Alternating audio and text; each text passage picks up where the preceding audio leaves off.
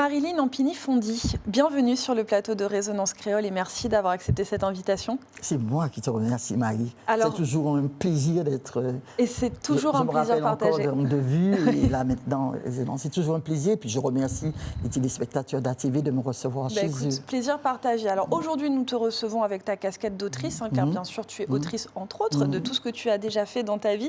Et tu publies ton dernier ouvrage, L'urne meurtrière, tragédie d'après la guerre du diamant, aux éditions Jet d'encre.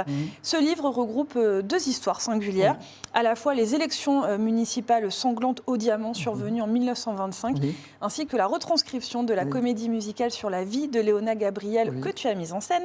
Dans le même mois, c'est pour ça que c'était Léona Gabriel, c'était début mai 2025, et la fresque que j'ai mise en scène pour la ville du Diamant, c'était le 24 mai, le jour dans le cadre pour les du 100 ans. centenaire. Exactement. Alors justement, avant de rentrer dans ces deux histoires, tu partages d'abord avec nous ton proverbe favori qui est pas fait les autres, ça va pas les faire. Donc, traduction, comporte-toi avec autrui comme tu aimerais que l'on se comporte avec toi. Et d'ailleurs, tu m'as dit que si plus de personnes appliquaient cette philosophie de vie, le monde serait plus beau. Ah, je suis sûre.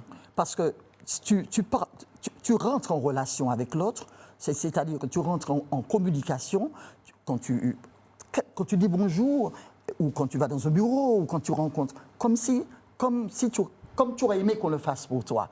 Donc, forcément, tu le fais avec un minimum de respect, sans oublier qu'on peut y ajouter de la courtoisie, de la gentillesse et de la bienveillance.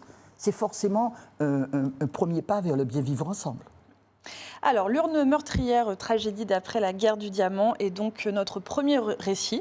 Retour en 1925, le 24 mai précisément, tu l'as dit, jour des élections municipales.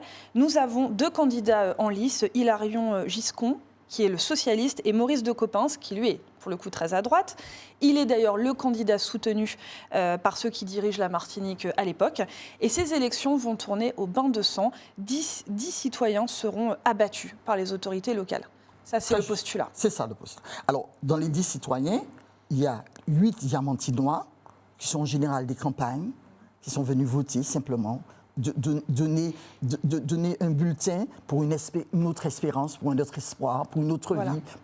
Et les deux autres, c'est de Coppens et son chauffeur. Oui, finalement, on peut dire que le karma a frappé. On peut dire ça. Voilà, on peut dire ça. Alors, sachant que le jour du vote, c'est ce que tu... Même si on ne se réjouit pas. On ne se réjouit pas, mais voilà. Et pourtant, le jour du vote commence avec presque un air de fête qui flotte dans la commune, jusqu'à la première annonce assez choquante de 2 militants socialistes donc, qui ont été abattus. D'usines et des étages, dont on connaît beaucoup l'histoire en Martinique. Donc je pense qu'il faut toutes les histoires, s'il n'y a pas d'évaluation, c'est pas. Mais pour qu'on connaisse celle du diamant moins, je pense que les usines et des étages, c'est des gens connus. Oui. C'est des conseillers, des... Oui, ils avaient c'est un maire, ils avaient des mandats. Ah, voilà. Tandis que les 8 autres qui sont morts au diamant sont 8 anonymes, des gens lambda.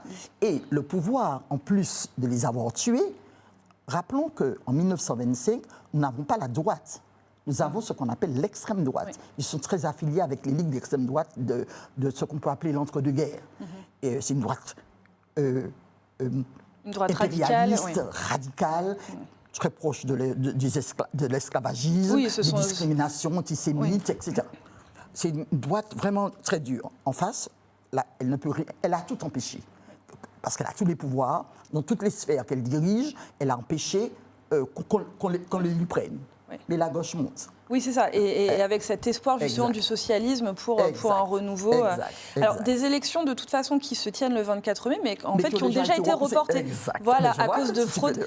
J'ai lu le livre, donc j'ai appris plein de choses.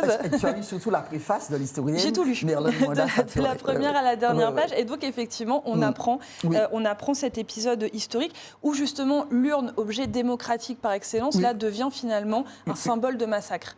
Et de brodélance. D'abord, il y a eu des fois où l'urne, à peine le bureau de vote ouvert, l'urne était déjà bondée. Ils ont fait toutes sortes de choses pour garder le pouvoir aussi longtemps qu'ils le pouvaient. En tout cas, oui, cette fois-là, ce dimanche-là, 24 mai 1925, l'urne sera sanglante. Et tout ce que tu décris est véridique, c'est-à-dire il n'y a rien de romancé. Enfin, un personnage, voilà. Mais on ne dira pas lequel, on va laisser au lecteur le plaisir de le découvrir. Mais et même romancé, c'est un personnage que j'ai mis parce que je trouvais que j'ai eu un truc sur une lettre qui est le D. J'ai trouvé qu'elle allait très bien avec ce dimanche-là, avec ce diamant-là, avec les 10 morts, etc. Mais même si c'est un personnage que j'ai inventé qui est de fiction, elle ne fait que dire ce qui va se faire. Elle ne fait que raconter de toute façon les faits. Absolument. Et cette histoire, tu as choisi de la raconter sous la forme d'une pièce de théâtre. Pourquoi, justement ? Je suis honnête, c'est la ville du diamant qui a voulu honorer le centenaire de cette histoire qui n'est pas assez connue et qu'il faut que dorénavant on commémore chaque année à notre manière, peut-être pas avec une fraise, mais peut-être avec une fresque théâtrale, mais ça peut être une fresque picturale, ça peut être avec des concerts, ça peut être avec... Mais il faut dorénavant que autant que notre 22 mai soit jamais oublié, que ces 10 morts-là, dont je te rappelle, Marie, qu'on a essayé d'engloutir, qu'on a essayé de dire qu'ils étaient des voyous. Pendant des années, leurs familles, ceux qui descendaient d'eux, ont eu honte d'eux, alors qu'ils devaient avoir fierté, de la fierté. D'ailleurs, tu énumères leurs noms dans absolument, parce que, en plus, non seulement parce que c'est ça l'histoire, c'est de les nommer, et qu'en plus, ils ont presque tous des familles encore existantes au diamant. Alors c'est justement ce que j'allais te demander, même si tu as commencé à y répondre. Voilà, 100 ans après, que reste-t-il justement de cette histoire-là, et quelle résonance ce fait dramatique a en 2025, en sachant qu'en plus nous sommes à quelques mois d'une échéance électorale et en l'occurrence d'élections municipales. L'idée, c'était quoi ? C'était aussi de transmettre cette histoire peut-être un peu oubliée ? Oui, alors l'idée, c'était... Il y a des conférenciers qui s'en ont occupés. Je nomme comme ça Pago, Foussa, mais surtout Mérlane Mwanda-Saturnin, qui est en plus diamantinoise. Mais, comme elle dit elle-même d'ailleurs, les conférences ne suffisent pas. Elles sont importantes, mais ne suffisent pas. Je pense que la fresque théâtrale a d'abord fédéré des diamantinois entre eux, une cinquantaine environ. Qui eux-mêmes peut-être ne connaissent pas l'histoire de leur commune. Comme moi-même, moyennement. Parce qu'elle a vraiment été bien étouffée, comme ils savent le faire. Et bien maintenant, il faut la mettre en lumière, mettre ces 10 personnes-là en lumière et mettre leur famille, donner à leur famille ce qu'on ne leur a pas donné, réhabiliter cette fierté, cette dignité qu'ils devraient avoir pour leurs enfants. Et donc, cette fresque théâtrale, à mon avis, dans la rue où ça s'est fait, même si elle a changé, bien entendu, après 100 ans, mais c'est là où ça s'est fait, la manière dont on l'a orchestré fait qu'il n'y avait même pas de spectateurs et d'acteurs. Ça s'imbriquait. Oui. C'était partie prenante, il y avait des émotions. Chaque habitant est devenu figurant, en fait, de la pièce de théâtre. Et donc, cette fresque a eu un gros succès. Et je pense que la fresque a emmené, en plus de l'histoire, elle a emmené des émotions. Elle a emmené une atmosphère. Elle a emmené des émotions. Ça suffit, l'émotion de cette fête qui commence comme un beau dimanche.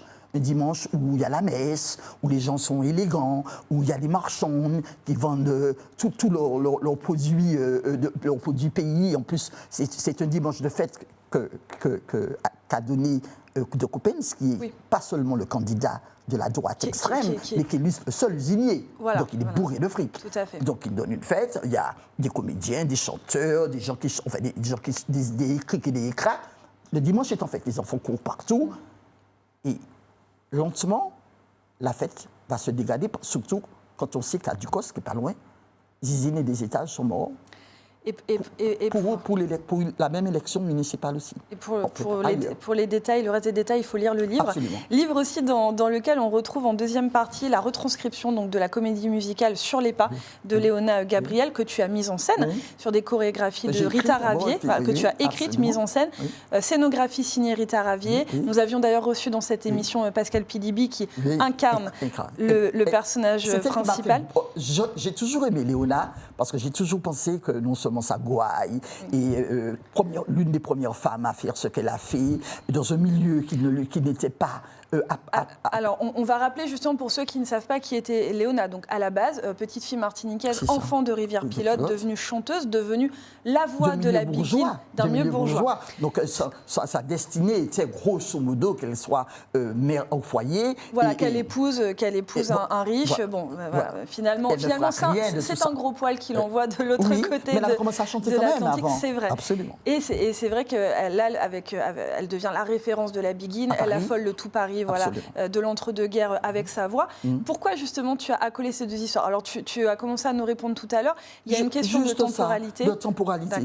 Et puis, parce que je voulais aussi que les deux histoires, même si elles ne sont pas du même degré, il y a une tragédie et il y a une comédie à côté. C'est ça, parce qu'en fait, Oui, on passe du bain de sang aux paillettes du cabaret. Et je pense qu'on en a bien besoin aussi un peu. Et puis, parce que je voulais qu'il y ait une trace écrite de ces deux choses, de ces deux créations-là. De ces deux histoires peut-être un peu, alors peut-être pas complètement oubliées, on l'a dit, mais dont on ne parle pas assez, voilà. peut-être. Et Léona plus, parce qu'elle a laissé des disques, elle a laissé des titres, dont un que Kélia Poulin je crois que c'est non pas Femme tombée. Alors là, c'est carrément pas belle encore, je ne me rappelle plus. Bon, bref, en tout cas, elle a un titre qui est souvent repris par des femmes chanteuses remarquables. Et puis, il y en a d'autres. La Veuve Baribin, elle a laissé des choses, mais je pense qu'on n'a jamais fini de parler de gens qui ont autant de talent. Donc, il était pour moi important de laisser des traces de la fresque, qui a été une sublime aventure aussi, une aventure humaine avec tous ces figurants qui ont donné de leur passion, de leur temps à ce spectacle de nuit dans le Diamant, aux gens qui sont venus, nombreux sur la place de l'église. Il fallait laisser une trace de ça. Et puis j'ai déjà dit pourquoi, pour ces morts, pour l'histoire, pour bien savoir qu'il y avait deux radicalités l'une en face de l'autre. Et comment la démocratie a été bafouée, et comment elle s'est terminée en bain de sang, et comment elle s'est terminée en tragédie. Et puis Léona, parce que je pense qu'on n'a jamais fini de parler d'elle, que c'est bien de la... Alors, j'allais dire, tu es une écrivaine plutôt prolifique. Hein. Justement, comment tu choisis tes thèmes, tes inspirations, comment tu choisis de traiter tel ou tel sujet? Je vais t'étonner, Marie, mais je n'avais jamais touché au théâtre. C'était la première fois. Oui, c'est la première fois. Pourtant, tu faisais de la mise en scène.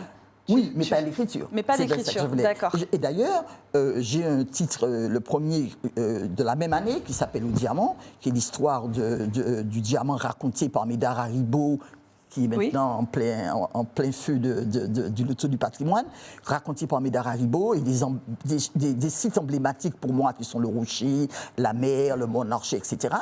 Et tout ça, ce sont des choses qu'on m'a commandées. C'est-à-dire qu'au Diamant, Denel me dit... Mais tu n'as jamais écrit sur le théâtre et sur tes deux passions, le théâtre et ta commune? Oui, c'est vrai. J'ai dit non, je ne fais pas. Tu as bien remarqué que dans mes autres livres, je n'arrive même pas à faire dialoguer mes personnages. Ils se rencontrent pourtant, ils se croisent, ils se mettent ensemble ou se fâchent, mais jamais sans véritablement dialoguer. Alors il me dit, mais justement, fais-le. Mais et si ce n'est pas bon, où est le drame? On ne le sortira pas, Maguiline. Donc, et le défi m'a plu. Et ben voilà, et le défi m'a plu. Et la fresque, c'est la même chose. On m'a demandé de la mettre en scène, de l'écrire d'abord, de la mettre en scène, et j'ai eu envie, de l'éditer. Alors très rapidement, parce que malheureusement notre temps est déjà écoulé, mais on se quitte avec quelques petites notes de douceur. Tu l'as évoqué, tu as choisi Kélia Poulin, la chanteuse et pianiste martiniquaise, son morceau Manla, parce que tu m'as dit que tu aimes particulièrement la poésie de sa plume. Et sa théâtralisation, c'est l'expression de son corps quand elle chante. C'est un talent exceptionnel. Alors on va juste découvrir un tout petit extrait du morceau justement que tu as choisi. Ti photo ou décider serré anti wea mettez la tea mon gars tout sans mon star et petit jean là nous dit nous te que peine ma son dans la journée c'est je nous te amant est-ce pour moi pichonna chatouiller pour la main pour commencer son mot. C'est monsieur la poa qui continue à veiller ses factures. Haïti bas moi comme ça, remplacer adresse là, pas chez ma l'autre poa. Et voilà un petit extrait plein de douceur. Tu vois, c'est la nostalgie avec ses douceurs et ses douleurs. Et puis, elle me fait croire que ceux que j'aime qui sont partis sont derrière moi. Et ça fait plaisir, ça fait du bien. Bon, en tout cas, merci beaucoup Marilyn d'avoir accepté notre invitation. Et donc, je rappelle que ton dernier ouvrage, L'urne meurtrière, est disponible dans toutes les bonnes librairies. Absolument. Merci à toi. Merci. Et merci à vous, chers téléspectateurs, de nous avoir accompagnés. On se retrouve dès demain pour ouvrir une nouvelle page dédiée à la culture. Soyez au rendez-vous.